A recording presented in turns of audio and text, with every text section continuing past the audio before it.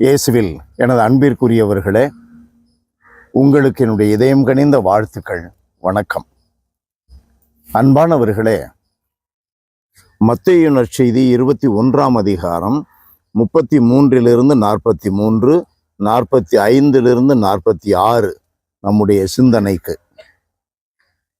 இதில் திராட்சை தோட்டத்தை ஒரு தலைவர், ஒரு நிலக்கிழார் சுற்றிலும் வேலி அடைத்து பிழிவு குழி வெட்டி ஒரு காவல் மாடம் கட்டி தோட்ட தொழிலாளர்களிடம் அதை குத்தகைக்கு விட்டார். இந்த குத்தகைக்கு எடுத்தவர்கள் அதன் குத்தகையை சரியாக அளக்கவில்லை.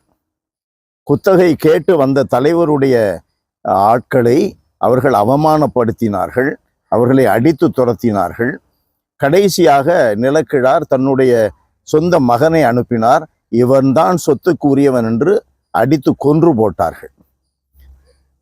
தோட்ட தொழிலாளர், தோட்டத்தின் முதலாளி என்ன செய்தார்? அத்தீயோரை ஈவிரக்கமின்றி ஒழித்து விட்டார். உரிய காலத்தில் தமக்கு சேர வேண்டிய பங்கை கொடுக்க முன்வந்த தோட்ட தொழிலாளர்களுக்கு திராட்சை தோட்டத்தை குத்தகைக்கு விட்டார். அன்பானவர்களே, இந்த ஆண்டவர் இயேசுவினுடைய கதை நமக்கு சொல்லிக் கொடுக்கின்ற பாடம் என்ன? நம் ஒவ்வொருவருக்கும் கடவுள் சில வாய்ப்புகளை கொடுத்திருக்கிறார். ஏழையாக இருக்கலாம், பணக்காரனாக இருக்கலாம், படித்தவனாக இருக்கலாம், படிக்காதவனாகவும் கூட இருக்கலாம், கிறிஸ்தவனாக இருக்கலாம், கிறிஸ்தவர் அல்லாதவராக இருக்கலாம். கடவுள் நம் ஒவ்வொருவருக்கும் ஒரு சில வாய்ப்புகளை கொடுக்கிறார், ஒரு சில திறமைகளை கொடுக்கிறார், ஒரு சில மூலதனத்தை கொடுக்கிறார்.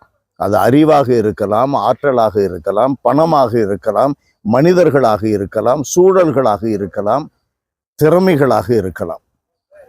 மூலதனத்தை கொடுக்கிறார். இவைகளையெல்லாம் கொடுத்து கடவுள் என்ன எதிர்பார்க்கிறார்? அவைகளை பயன்படுத்த வேண்டும்.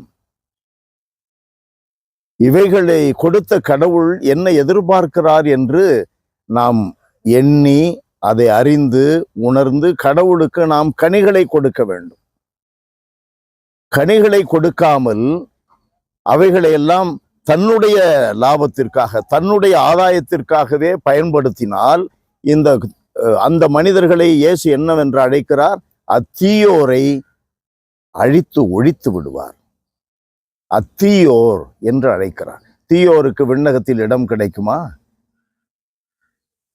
அன்பானவர்களே, ஆகையினால் நமக்கு கடவுள் சொல்லிக் கொடுக்கிற பாடம் என்ன என்றால், அவர்களிடமிருந்து இறையாட்சி அகற்றப்படும். திறமை, வாய்ப்பு, மூலதனங்கள் அவைகளை சரியாக பயன்படுத்தாதவர்களிடமிருந்து இறையாட்சி அகற்றப்படும். அவ்வாட்சிக்கு ஏற்ற முறையில் செயல்படும் ஒரு மக்கள் இனத்தார் அதற்கு உட்படுவர் என நான் உங்களுக்கு சொல்லுகிறேன் என்று சொல்லுகிறார். நம்மிடமிருந்து இறையாட்சியை அகற்றிவிட்டால், பேச்சுக்கு வச்சுக்கலாம், மூச்சை நிறுத்திவிட்டால் கடவுள் நாம் என்னவாகிறோம்? பிணமாகிறோம். இருதயம் துடிப்பது நின்று போனால் என்னவாகும்? செத்து போவோம். நம்மிடம் இருக்கிற மூலதனத்தை எடுத்துக்கொண்டால், இறையாட்சியை எடுத்துக்கொண்டால், நம்பிக்கையை எடுத்துவிட்டால், அமைதியை எடுத்துவிட்டால் அங்கே என்ன இருக்கிறது? யோசித்து பார்க்க வேண்டும். நம்முடைய வாழ்க்கையில் கடவுள் என்ன கொடுத்திருக்கிறார்? அவருக்கு கொடுக்கவில்லை. வெவ்வேறு திறமைகளை, வெவ்வேறு அனுபவங்களை, வெவ்வேறு மூலதனத்தை, வாய்ப்புகளை கொடுத்திருக்கிறார். எனக்கு வேறு ஒன்றை கொடுத்திருக்கிறார். அதை நான் பயன்படுத்த வேண்டும் இல்லையா? பயன்படுத்த வேண்டும்.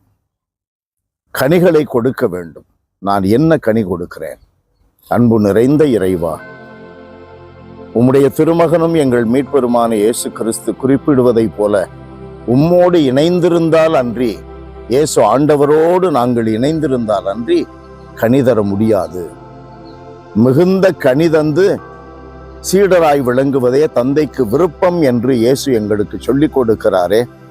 எங்களுடைய வாழ்க்கை பின்னணிக்கு ஏற்ப, ஆற்றலுக்கு ஏற்ப, சூழலுக்கு ஏற்ப, திறமைகளுக்கு ஏற்ப ஆண்டவரே, நாங்கள் உமக்கு எந்த ஒரு நல்ல கனியாவது கொடுக்க வேண்டும், கட்டாயம் கொடுக்க வேண்டும் என்ற முயற்சி எடுக்க வேண்டும். கொடுத்தே ஆக வேண்டும் என்ற தீர்மானத்தோடு செயல்பட வேண்டும். அந்த வரத்தை எங்களுக்கு தார். இயேசுவின் நாமத்தில் ஜெபிக்கிறோம் பிதாவே. ஆமென். ஆமென்.